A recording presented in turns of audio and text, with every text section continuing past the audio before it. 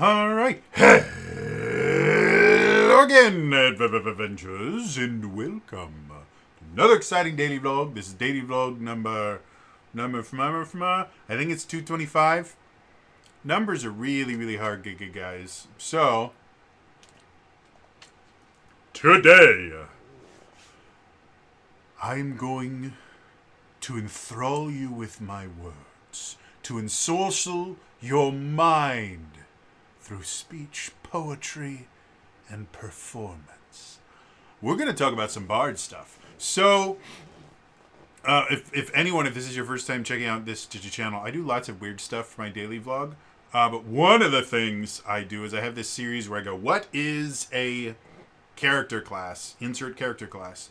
And it's basically, I like to talk about the game design challenges when you are creating certain classes in a tabletop RPG. While at the same time kind of talking about the history of certain classes. And today we're going to talk about the Bard. The Bard is probably the most modified class since its original inception in D&D. And the Bard itself, when you see it in other games, whether it's other tabletop RPGs or if you're seeing Bard-like classes in video games and stuff like that, the only thing that tends to stay relatively consistent with a quote-unquote Bard character is some connection to either poetry or music and the phrase, Jack of all trades, master of none.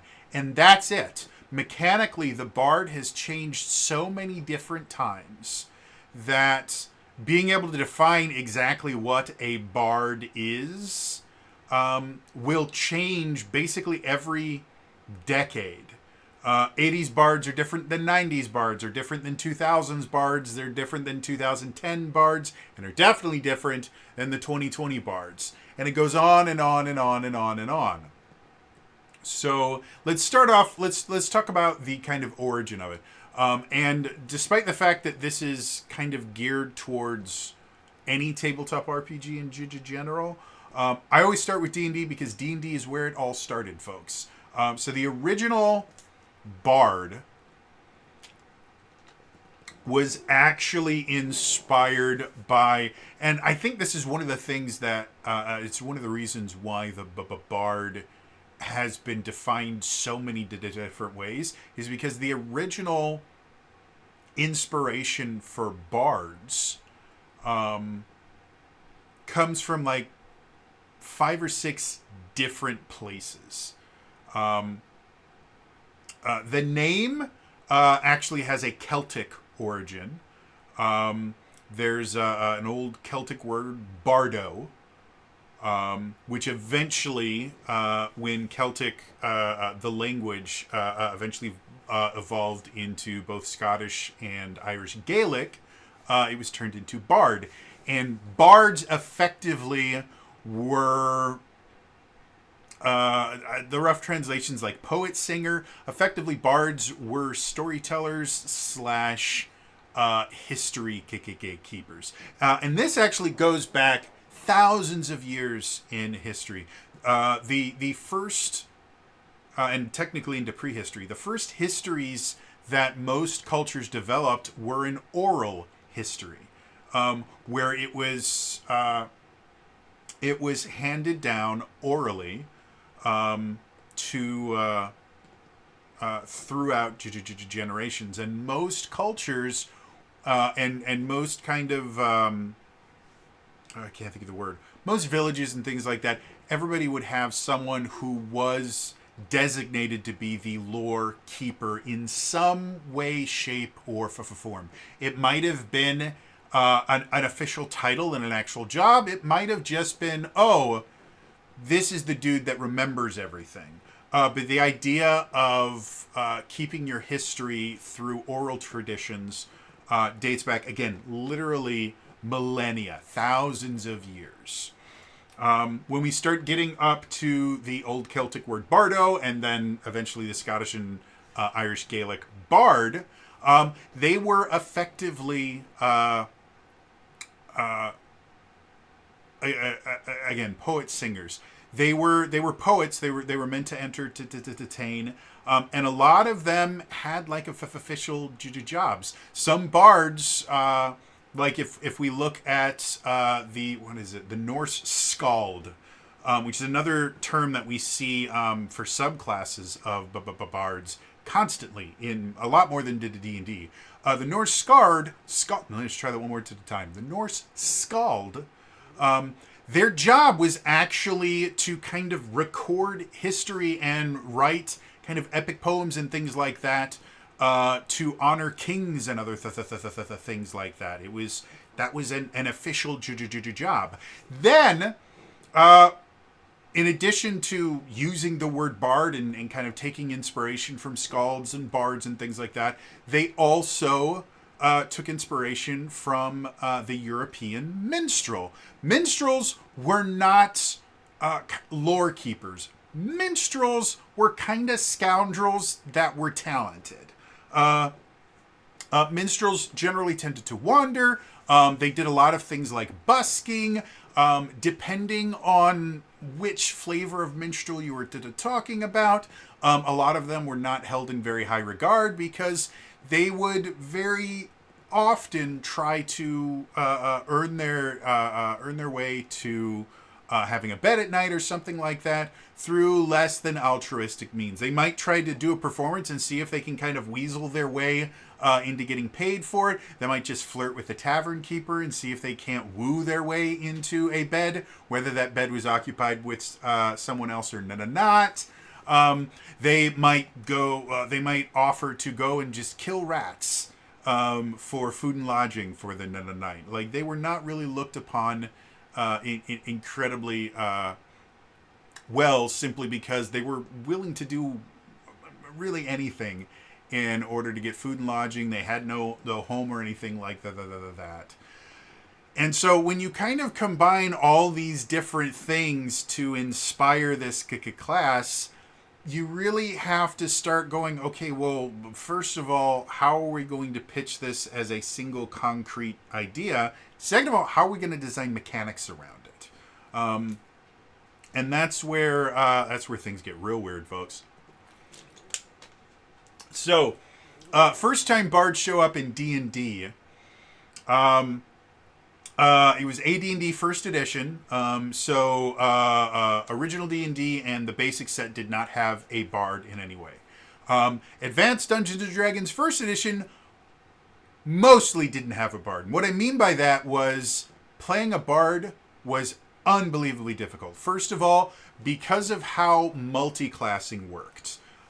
If anyone is unfamiliar with how first edition AD&D worked, humans and half-elves could do a thing that was called dual classing.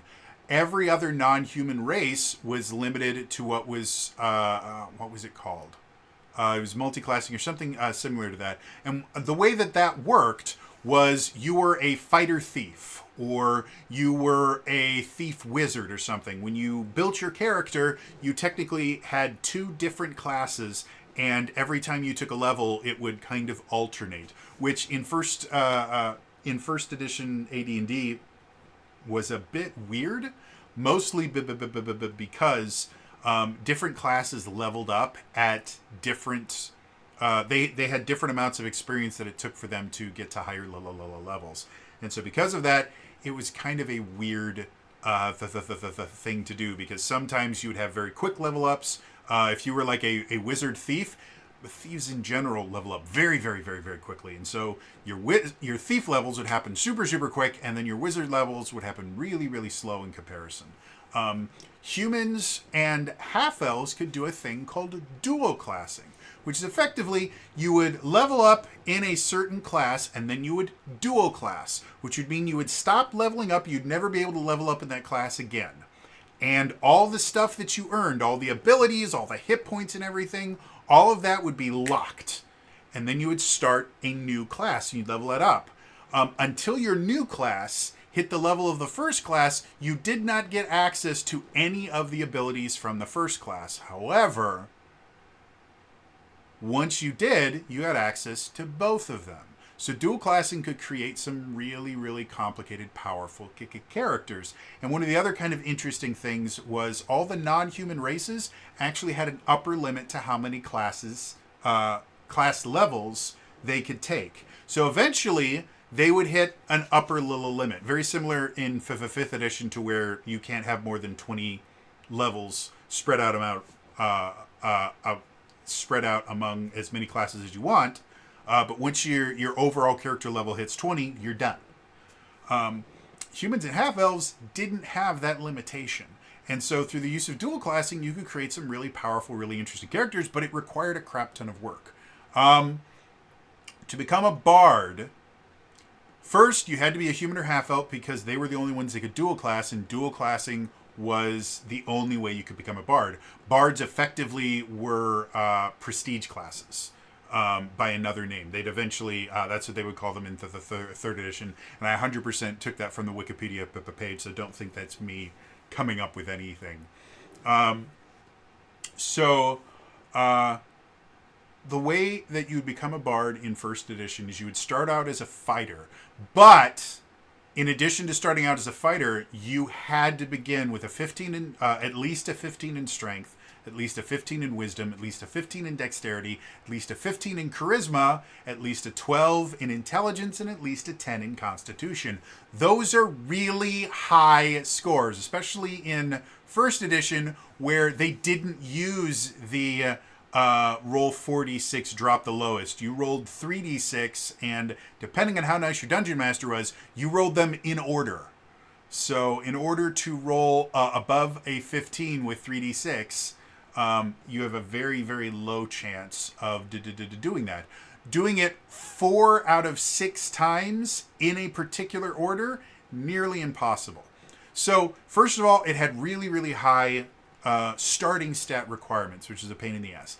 Second of all, you begin as a fighter, and after you get to at least 5th level, but not higher than 8th level, you had to dual class into a thief. And then after getting at least to 5th level, but before reaching 9th level as a thief, then you had to dual class into a druid. But you weren't actually a druid. You were a bard that was being mentored by a druid. And that's how you became a bard. And as far as mechanically, they were very, very weird. You had all the fighting ability of up to a 7th level fighter, all of the thieving ability of up to an 8th level thief, and then you started getting access to druid magic, which again, in first edition, druids were effectively kind of the hybrid between clerics and wizards. They were kind of the red mage, if you think of Final Fantasy, where wizards were black mage, clerics were white mage, druids were red mages. And so it was very kind of weird. And it was based around that idea of a druidic lore master is effectively what they were. And that's where some of the initial aspects of the bard comes from. The idea that bards are that jack of all trade, master of none. Well, yeah, they have fighter levels, they have thief levels, they have spellcasting levels. When we look at, again, original D&D, that's the 3 different flavors of everything. You have fighting means you use weapons. Magic user means you use magic for offensive things. Because they did druid, they basically had both offensive and defensive magic, and rogue meant you could do things outside of combat. That's everything. That's where that jack of all trades, master of one thing, and that's also where the magic comes in. And bards have had this weird relationship with magic because sometimes they're really bad as spellcasters, and sometimes they're very, very good as spellcasters. Depends on which flavor of bard you're working with. So that was the bard in first edition Advanced Dungeons and Dragons. And again, it was a pain in the ass to do. They were extremely rare. And again, it meant that bare minimum, you had gone through at least 10 levels of other classes before you even get to start as a bard. But it did also mean that first level bards just had crap tons of cool stuff that they could do. Because they had a bunch of fighter levels and a bunch of thief levels. When we get to second edition AD&D, if you guys remember, second edition had groups of classes. You had the fighter group, you had the rogue group, you had the mage group, and then you had it was either the priest or the cleric group. I think it was called the priest group. And the rogue, unlike what most people that play 5th edition think of the bard, unlike what most people think of in 5th edition where the bard is a spellcaster, the bard is under the rogue group for AD and D. And it was actually a class that you could choose from the beginning. It was no longer, okay, take a bunch of levels in this. And this is also where it starts changing. Again, before the first edition AD&D bard was, again, that druidic lore keeper. The second edition one is getting much closer to the kind of wandering minstrel style bard.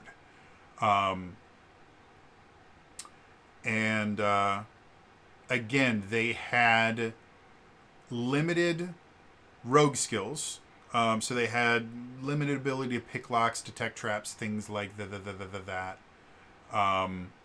Something else that I think a lot of people are unaware of, rogues were, one of the reasons rogues were essential in second edition is they were the only ones that could climb walls. That was an actual rogue skill. And they had limited wizard, they got limited amount of wizard spells. They had proficiency in any weapon, and they got special bardic music abilities and bardic lore, which is effectively, they just knew stuff. The interesting thing about the second level bard is because they were a rogue, just like in first edition, second edition, different classes leveled up at different rates. And the rogue class group in general had the fastest leveling. So because the bard was part of that rogue class, for the same amount of experience, they would generally be a higher level than wizards. They got less spells than wizards did, and they did have to keep a spell book, just like wizards did. That'll be something that gets thrown away later on. But any spells that got more powerful based on your caster level, which for the bard in second edition was just their character level. It wasn't like half their level or something like that because they could do all these other things. No, whatever their level was in bard was the level of the spells that they could cast. Or not technically the level of the spells, but was the power level, the caster level of these spells. In second edition, and I think same thing happened in the third edition. Effectively, you had first level, second level, third level spells, blah, blah. But then there would be certain parts of the spell that would say, this spell does this much damage times your caster level. So it could be more damage if you are just a higher level. Very similar to in 5th edition how you can upcast spells. But this was just, if you were a higher level spellcaster, the spell itself was just more powerful. Kind of similar to how cantrips work in 5th edition. So because of that, bards could actually, as long as they picked the right spells, they would have less spells overall that they could cast. But the spells that they could cast, a lot of times were more powerful than their wizard party members, because the wizard party members were generally a few levels behind them. And so bards could be really powerful spellcasters, in addition to being able to fight with any weapon and being able to climb walls and pickpockets and the things like that. So again, they were a very kind of weird class that required you to build them in a very specific way to create a very, very powerful character. And if you didn't build them that way, then they were kind of lackluster. again, that jack of all trades, master of none thing got bad. And then their ability to like sing songs into the things like that, there was really nothing to write home about, and all of the different kind of bardic music abilities were actually just they really just didn't do that much. When we fast forward to third edition, we get some more changes. First of all, they no longer have class groups. Bard is just its own class. And in 3.0, they were very much the jack of all trades. They got a lot more skills than most other classes, and could do a lot of different things. They had cool performance-based songs and stuff like that. The problem with the 3.0 Bard is that their performance-based skills and like their bard songs and stuff like that wasn't technically tied to being a bard. It was tied to the performance skill. So anyone that really heavily invested into the performance skill could eventually learn them, and leveling up as a bard didn't really give you better stuff. Like those bard spells never got any better, or the bard songs never got any better. You just could use them more often. So it wasn't really all that great. The other big change when 3rd edition came around was, instead of just being a wizard with less spells, they changed it to where they no longer had to carry a spell book, and they actually learned spells in a similar way to how a sorcerer learned spells in 3rd edition. And in order to understand that, unlike in 5th edition, in 3rd edition, when a wizard prepared spells, they had a specific number of spell slots, and they would put spells into each slot. So when you were preparing spells, unlike in 5th edition, where you just go, okay, I have these spells, and I have these slots, and I can kind of use any of these spells that fit into any of these slots. That's not how it worked. For wizards and other classes like that, wizards, clerics, you would go, okay, so for my first level spells, I have 4 spell slots. I'm going to prepare 2 magic missiles, 1 shield spell, and 1 burning hand spell. And that meant when you were adventuring throughout the day, once you used your 2 magic missiles, they were gone. You no longer could cast magic missiles because you didn't do that. And there was the ability to basically quote unquote upcast spells when you prepared them. If you took certain feats, you could prepare them at a higher level. But it was remarkably complicated, and a lot of times, unless you really, really understood the system really, really well, it was very rarely worth it to prepare low-level spells in high-level slots. So the Bard actually casts spells the way that all spellcasters do in 5th edition, which is where they have their spell list, they have their slots, and any first-level spell, any first-level slot can be used to cast any first-level spell. That's how both sorcerers and bards were able to do it. I think sorcerers got a few more spells because, again, bards had a lot of other things that they could do. But it meant that, unlike the wizard, who every time they found a spell scroll, they could copy down in their spell book, and they could change their spells every day, sorcerers and bards memorized spells. So when they learned new spells, they just knew those spells. There is no way for them to learn more spells other than leveling up. So their spell list with their spell list with their spell list with their spell list. It was, again, not a fantastic class in base the 3rd edition because, again, it just did a little bit of everything. Their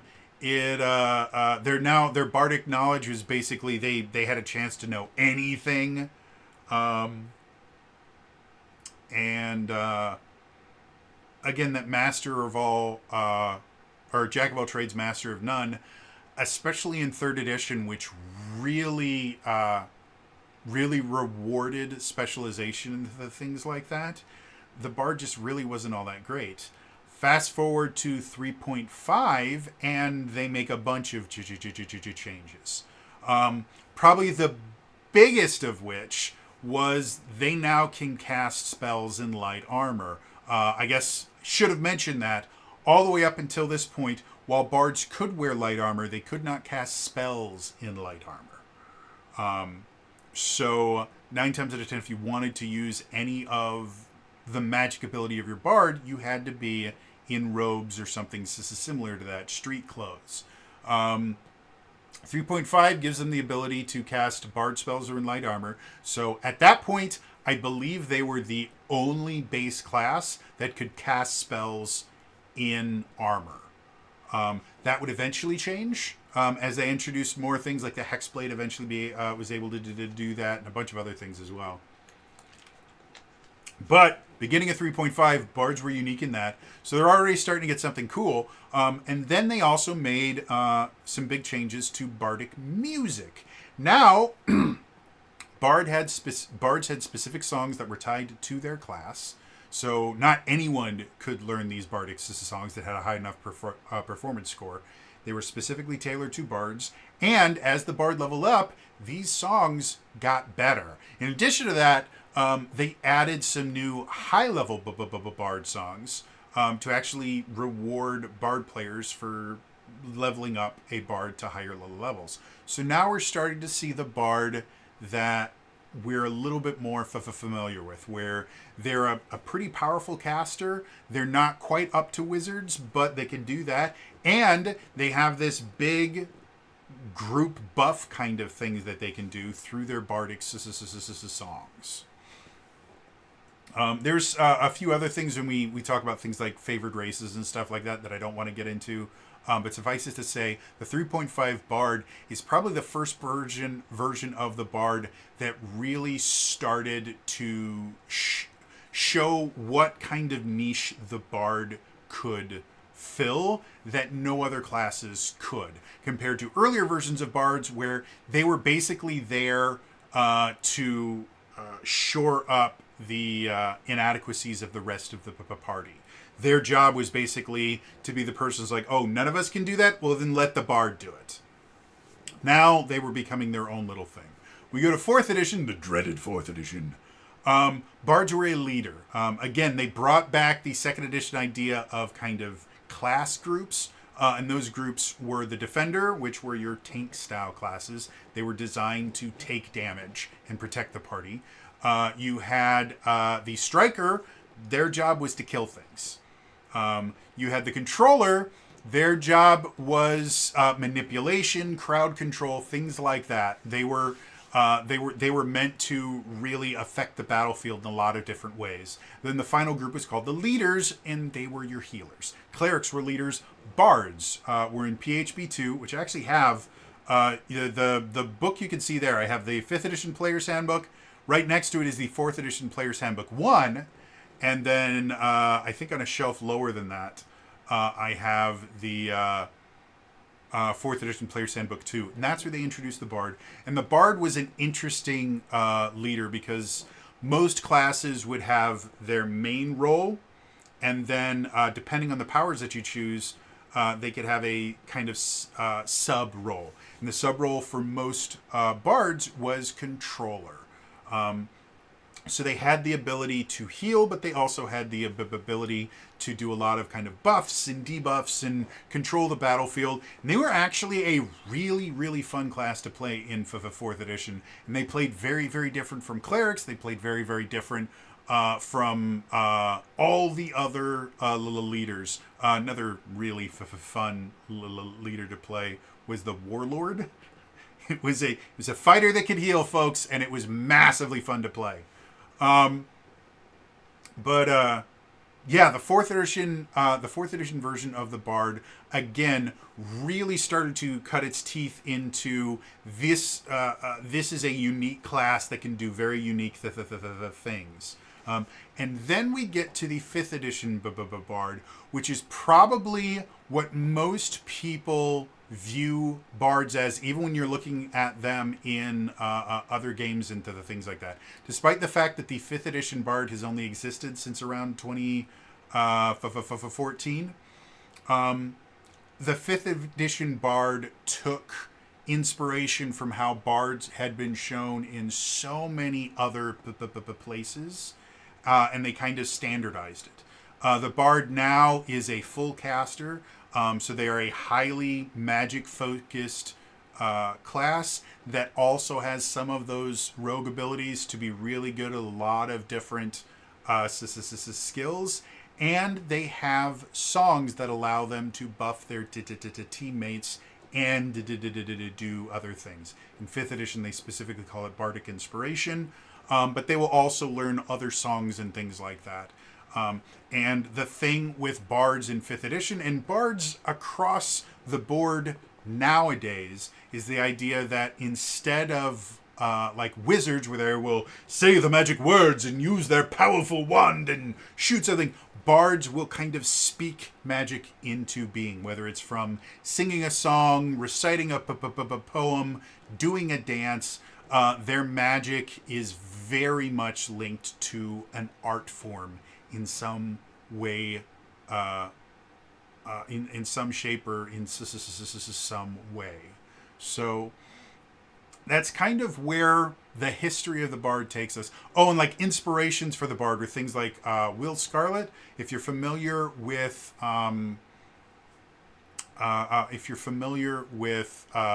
the mythos of Robin Hood, most people, if you say Robin Hood, most people go, oh, Robin Hood, Little John, Maid Marian, Friar Tuck, and the Sheriff of Nottingham. That's what Robin Hood's about. Yes and no. There was another character named Will Scarlet. There's actually a lot of characters in Robin Hood. I really love the mythos of Robin Hood. It was one of my favorite. When I was a kid, I was massively into it. Will Scarlet was this very kind of flashy character. He was portrayed as being very kind of suave, and the reason he was called Will Scarlet is, unlike the rest of the merry men who would wear greens and browns and things like that to be able to hide in the forest, Will Scarlet wore red. And he was meant to be this very kind of silver-tongued character. He was very good with a sword. He wasn't quite as good as Robin Hood, if I remember correctly, but he was basically the second best sword fighter, second or third, depending on which flavor of Little John we're talking about. He was decent with a bow as well. That was Will Scarlet. So kind of that thing where he did a lot of different things, but the thing that really defined him was this idea of he was noticeable. He was very noticeable. He was very good at talking his way out of the things. Other ones, Alan Dale is another Robin Hood character. Homer, as in the dude that wrote the Iliad and the Odyssey. Another thing that kind of inspired the kind of earlier versions of the bard, the Druidic Lorekeeper. Homer was one of those. Yeah, so anyway, let's start talking about kind of game design for a bard.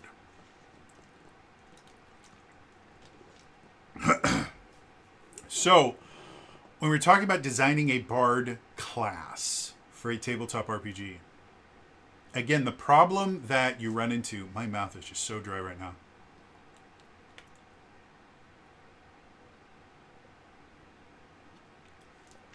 All right, that should help. The problem that you run into is, again, the bard has changed so many times. And especially if you start looking to different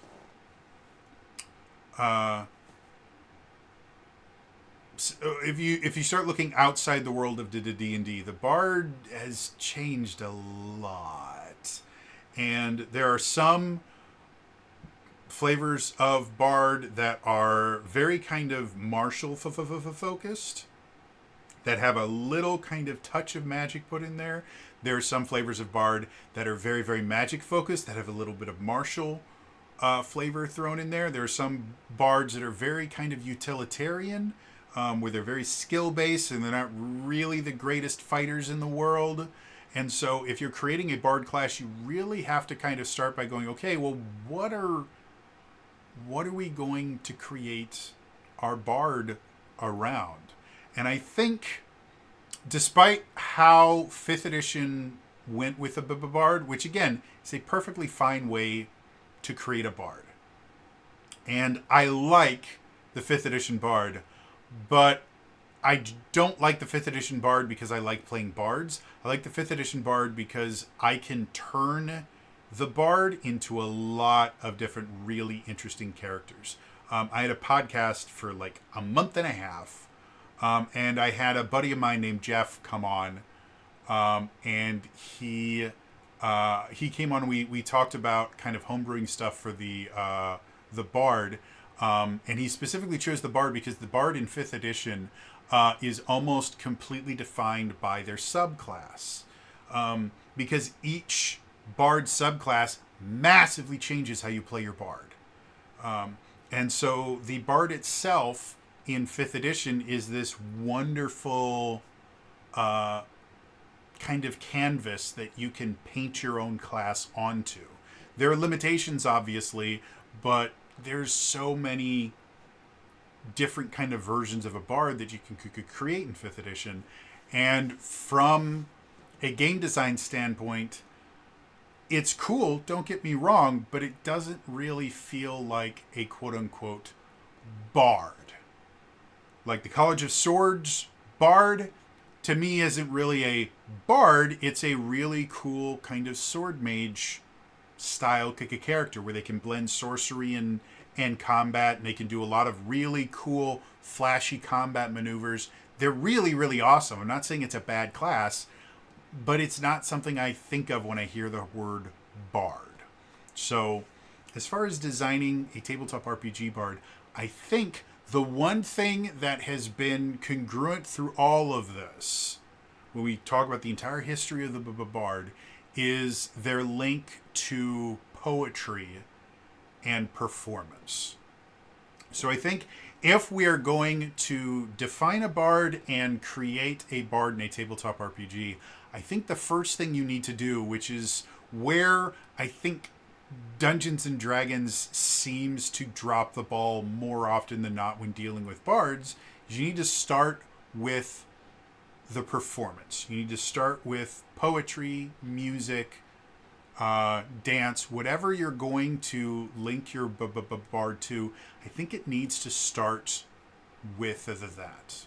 So, when we're talking about game design and the mechanics of music in general, if anyone doesn't know, I am a classically trained musician. I played saxophone for over 20 years.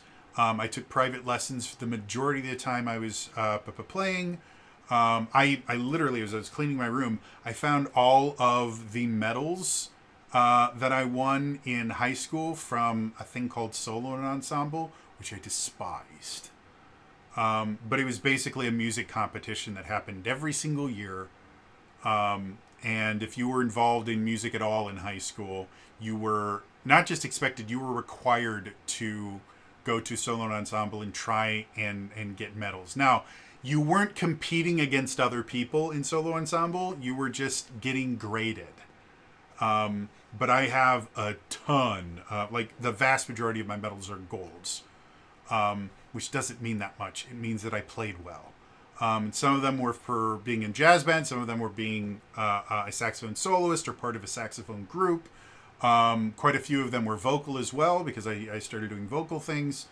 I was just very musical. So what I'm trying to say here is I understand music. I used to write music. Music in and of itself is absolutely amazing. I did an independent study when I was in high school, I think my senior year, where I needed a social studies credit and I didn't want to learn government or anything like that. So I did a study of music around the world and what music can tell you about different cultures. And it actually was an absolutely amazing experience, to the point where the thing you have to do at the end of the semester when you do an independent study is you have to give a 15-minute presentation about the stuff that you learned, so that they can actually give you a credit for it. The teachers were so aware of just how much work I'd put into this and how much information I had learned, they intentionally scheduled me at the end of that day's instructions because they knew I was going to go over 15 minutes. And 100% I did. But I got to study music from literally all over the world. I got to study music from, I can't remember which country in Africa it was, but it was really, really fascinating. Got to learn their particular rhythm was really, really important. And jazz in and of itself took a lot of African rhythms and syncopations and stuff like that, combined it with the Western musical style, and that's where jazz came from. So I got to do that. I got to teach a little bit about jazz. I got to teach about Navajo music and the Navajo language, which is a fascinating, beautiful, wonderful, amazing language. So anyway, music defines culture. It really, really does. And you can learn so much about a culture from their music. And music affects people. Music changes people. So when we're creating a music system in a world where magic exists, there are so many really interesting things you can do with music. I think the first thing that you have to do, however, is you do need to kind of define how it's going to work.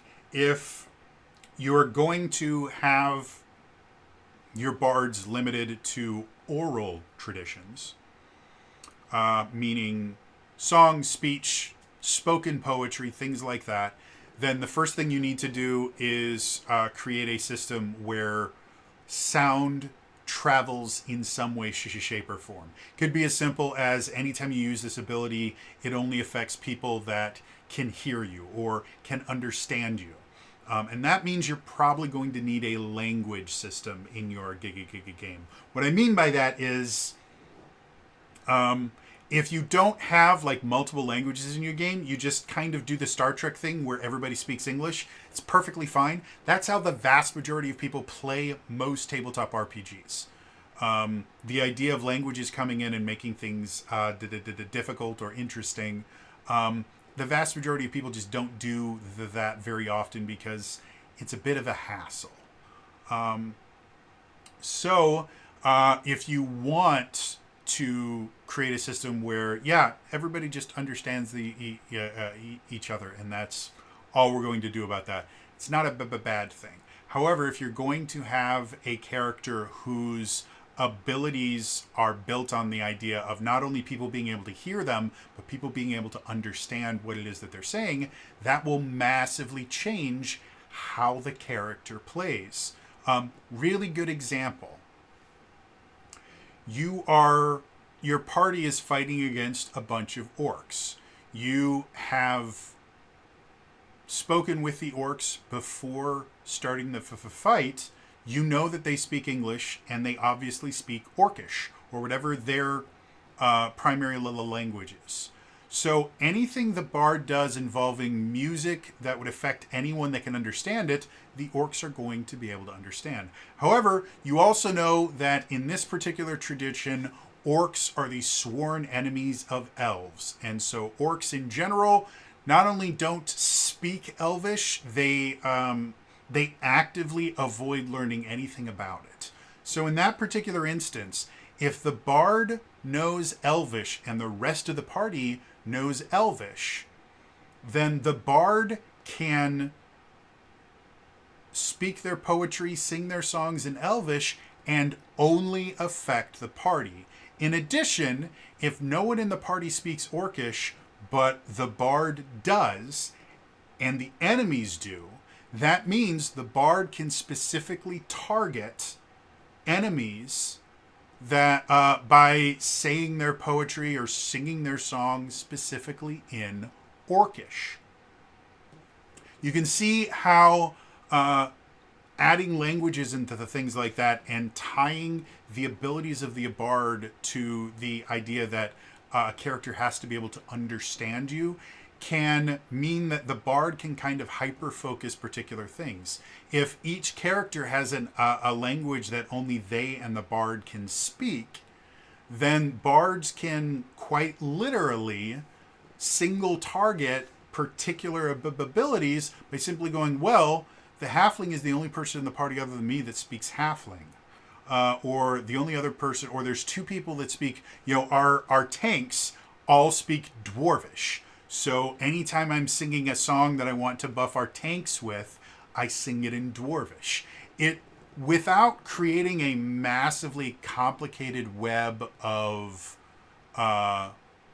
multiple systems upon multiple systems, by simply creating a system where the only way someone can be affected by this is if they understand you, and having multiple languages exist. And that's really as complex as your language system needs to be for this to work. If you want to go full Tolkien and go, well, there's High Sindarin, and then there's other versions of it and all this stuff, and some people can kind of understand some of Sindarin, where if you want to go that crazy, go for it. But you don't need to. If you just give, and you don't even need racial languages. What is extremely more common is just area-based language.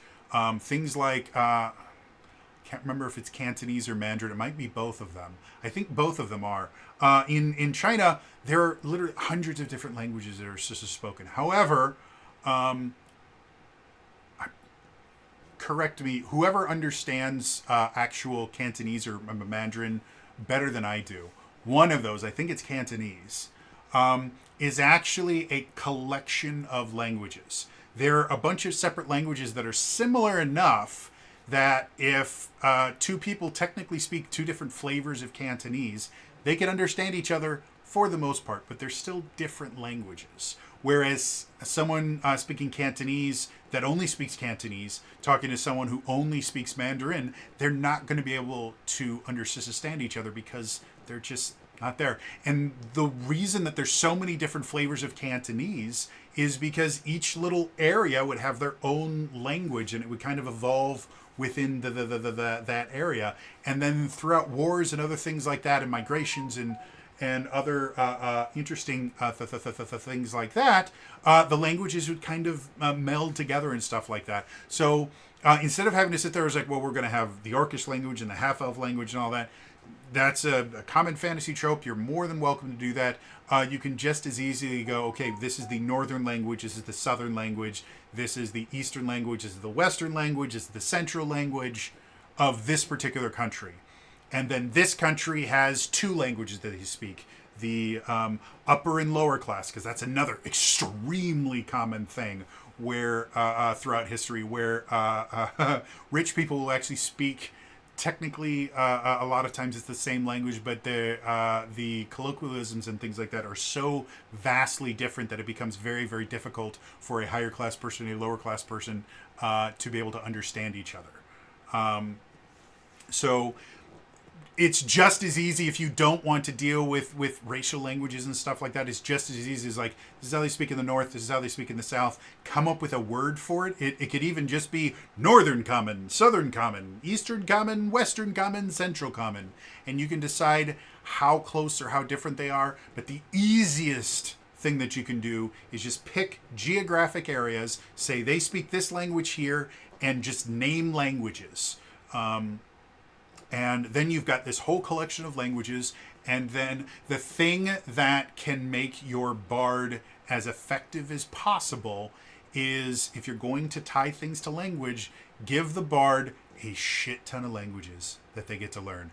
Give them the ability to learn more languages. Give them the ability to randomly learn languages that they shouldn't be able to know. They burn a limited ability and they can speak a language they weren't able to speak before. If you really want to get crazy, give them the ability to teach other people languages that last for a limited amount of time. So, as part of the prep for a really difficult fight, they can go, okay, you now speak German, and you speak French, and you speak Spanish, and you speak Portuguese. And I speak all of those languages, and so anytime I need to target a particular person, I'm going to speak that particular language. That turns the bard into this very tactical buff slash controller style character, which I think fits in with the idea of the bard. You know, the guy that can kind of rally the troops, and he keeps the kind of oral history of the party.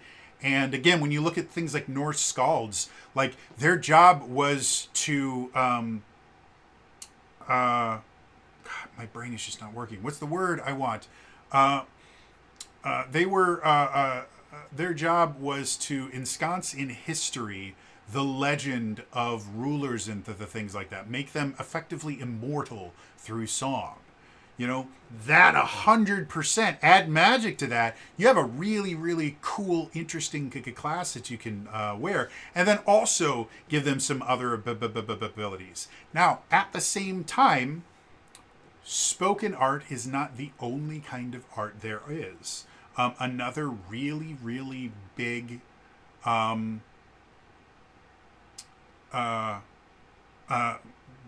form of art is the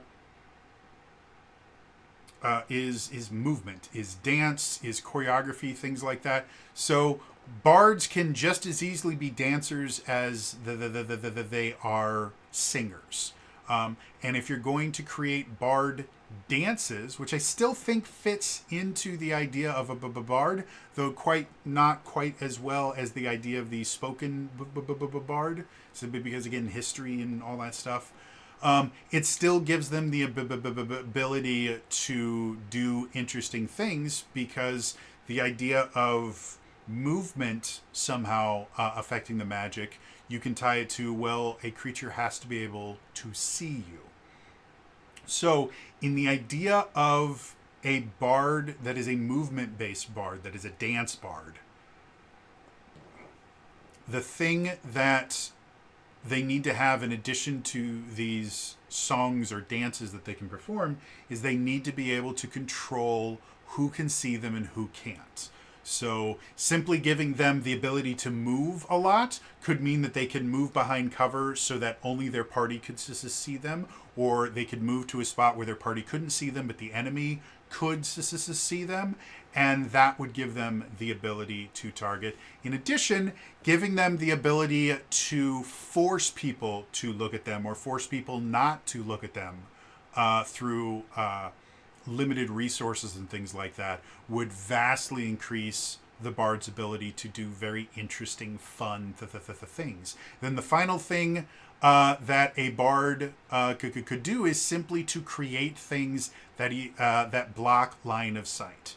So perhaps, again, from the idea of a dance-based bard, perhaps they dance with scarves, and by manipulating the scarves, they can actually create a temporary wall where people on the other side of the scarf, or fans, or whatever you want to do, can't see what they're doing. And just that ability to be able to block someone from seeing them while other people can gives them the ability to control what they are doing. And then after you've figured out how you're going to do it, or maybe that is your two different subclasses of bards, or dance bards or singing bards, then you need to create the songs or the dances. And I don't think they need to be separate. You could just group them all under performances, and the player would have to decide when they create their bard or when they learn them, is this a dance performance or is this a singing performance? And then kind of specialize that way. The songs themselves need to be able to affect people, and there's so many different ways that you can affect people. There are the idea of buffs. You know, you can make people stronger, you can heal them, you can give them abilities that they don't normally have. Like, all of those things very easily could be tied to songs or dances. In the same way, debuffs, make them weaker, make them take more damage from things. Make it take away certain abilities from them. There are so many different things that you can do in that realm, that having a class that's what they do could be a really, really fun class. And I do recommend having something that allows them to actively attack other people. Like, having everything be either a buff or a debuff is going to frustrate some people that want to have a more active role. And it could be just as simply going, okay, well, you also have access to weapons. So if you want to actually attack someone, you're going to use your weapons. But as much as that does kind of fit in with the bard, if that is the only thing that they can do, it's not going to feel very good when compared to all the other cool stuff they can do by either singing or dancing. So I do recommend either having a performance that is specifically designed to be their kind of attack, or performances that allow them to buff themselves in a way that allows them to make an attack as part of that performance. If you want to keep the kind of martial things where they'll have like a song that they can sing to themselves that makes them attack harder, or maybe gives them elemental damage or something like that.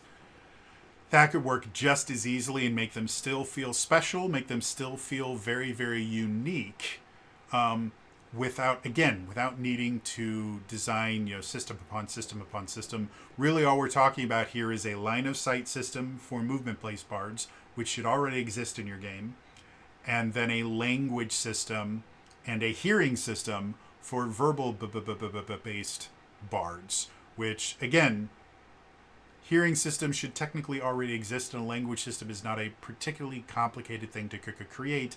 It's mostly just choosing names for it. So with that, you can have some really, really interesting things. And the only thing you're generally going to want to do, especially for the oral speaking based bards, is you do need to kind of limit the range that they can affect. And you can look into how fast sound travels or anything like that, or you can just pick an arbitrary number and say, well, yes, you might be able to hear them from further off, but the magic only affects, and that's again simply because if you are going to link it to languages and things like that, the ability to buff everybody on your team while being literally anywhere on the battlefield, including behind complete cover and completely safe from everyone else, becomes very, very broken very, very quickly for very smart players. Really not even very smart players, for adequate players that understand how to use rules to their advantage. So put some distance limitations on it. But other than that, I think the kind of bard that we've described here would be a really cool, interesting bard to play. I think a more interesting bard than the current 5th edition bard, which in my personal opinion is probably the best and most fun bard I have seen specifically in D&D, other than maybe again 4th edition bard was super fun, but most of 4th edition was super fun, but the 5th edition bard, there's just so much that you can do with it. However, it doesn't really feel like a bard. It feels like a blank canvas that you paint your class onto. Like, I had a bard character that I created for the D&D Adventurers League. They were my they were my take on Michael Weston from Burn Notice. They were a spy. That's what they did, and it was a super fun character to play. Don't get me wrong, but it didn't really feel like a bard. I felt like I was playing a secret agent, which was still massively fun. I'm not saying it was bad. I'm saying that it didn't feel like a bard. And so, like I said, I think the class that we've designed here, the idea of a class that we've created here, I think would be the ultimate version of the bard. I think this would be massively fun. And depending on the performances that you take, you could create some very interesting, very, very fun characters. And the limitations would basically be which performances do you choose and how do you perform.